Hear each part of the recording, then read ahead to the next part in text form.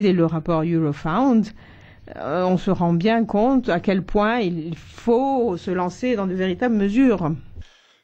Monsieur Calvet-Chambon. Merci, Madame la Présidente. J'aimerais remercier Monsieur le Commissaire également et je pense que mon intervention s'adresse sans doute plus à Monsieur Moscovici qui vous précédait dans l'hémicycle. En effet, cette dynamique inégalitaire dans laquelle nous sommes enchevêtrés s'avère tout à fait catastrophique pour la croissance économique. C'est classique et là, on entre dans un cercle vicieux parce qu'il y a incidence négative sur la croissance économique, ce qui entraîne un chômage accru avec à la clé des problèmes de financement, des coûts de pension, moins de croissance encore. Et je pense qu'il faut interrompre ce cercle vicieux. Nous sommes allés trop loin. Mais peut-être faut-il également envisager la question dans la perspective de la politique économique. Le CDE l'a dit, le FMI également. On va beaucoup trop loin aujourd'hui. Et c'est ici qu'intervient le nœud de la question. Les politiques sociales, elles sont indispensables et devraient permettre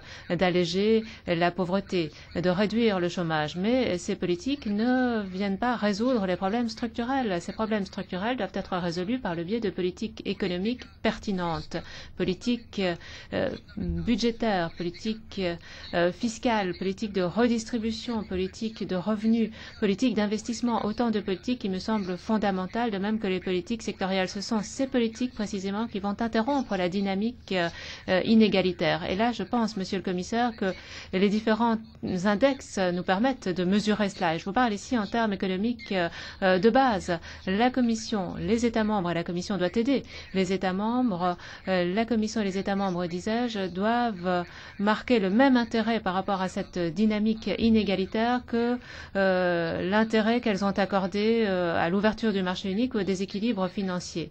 Alors, la question que je pose est celle-ci. Dans les analyses semestrielles qui sont rédigées par la Commission, ce semestre européen, pourquoi ne pas envisager également un éventail d'objectifs qui permettrait de tenir compte de ces index et qui nous permettrait de voir comment la situation évolue de façon catastrophique? Merci.